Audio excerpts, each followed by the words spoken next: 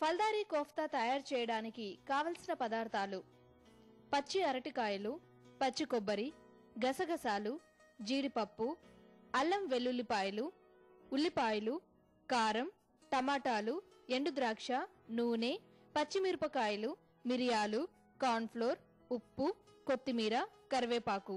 ఫల్దారీ కోఫ్తా తయారు చేసుకునే విధానం: ముందుగా స్టవ్ వెలిగించి కుక్కర్ పెట్టి 2 పచ్చి అరటికాయల్ని తీసుకుని అంచులు కట్ చేసి కుక్కర్లో పెట్టి సగం మునిగే వరకు నీరు పోసి మూత పెట్టి 2 విజిల్స్ వచ్చే వరకు ఉడికించాలి. ఇప్పుడు మిక్సీ జార్లో 2 టీ స్పూన్ల జీడిపప్పు, 2 టీ స్పూన్ల గసగసాలు వేసుకుని గ్రైండ్ చేసి పౌడర్ని ఒక బౌల్లోకి తీసుకోవాలి.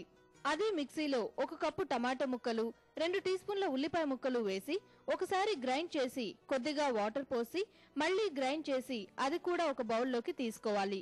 ఇప్పుడు ఉడికించిన అరటికాయల్ని తొక్క తీసేసి మ్యాష్ చేసి ఇందులో 2 టీ స్పూన్ల కారం, అరకప్పు పచ్చి కొబ్బరి తురుము, 1/2 టీ స్పూన్ మిరియాల పొడి వేసి అన్నీ బాగా కలిసేలా మెత్తగా కలిపి ఉంచాలి. ఇప్పుడు స్టవ్ వెలిగించి బాండీ పెట్టి 2 కప్పుల నూనె పోసి కాగాక ఇందాక కలిపిన మిశ్రమాన్ని చిన్న చిన్న ఉండలుగా చేసుకుని కార్న్ఫ్లోర్ లో ముంచి నూనెలో డీప్ ఫ్రై చేసి ప్లేట్లోకి తీసుకోవాలి.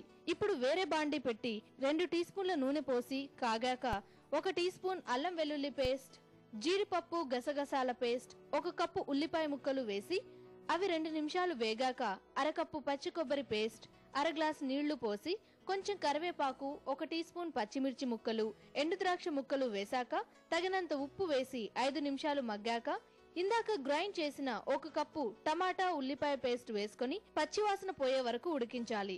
ఇందులో ఇందాక ఫ్రై చేసిన కోఫ్తా బాల్స్, కొత్తిమీర వేసి బాల్స్ కి గ్రేవీ పట్టే వరకు ఉడికించి ఒక బౌల్లోకి తీసుకోవాలి. అంతే, ఫల్దారీ కోఫ్తా రెడీ.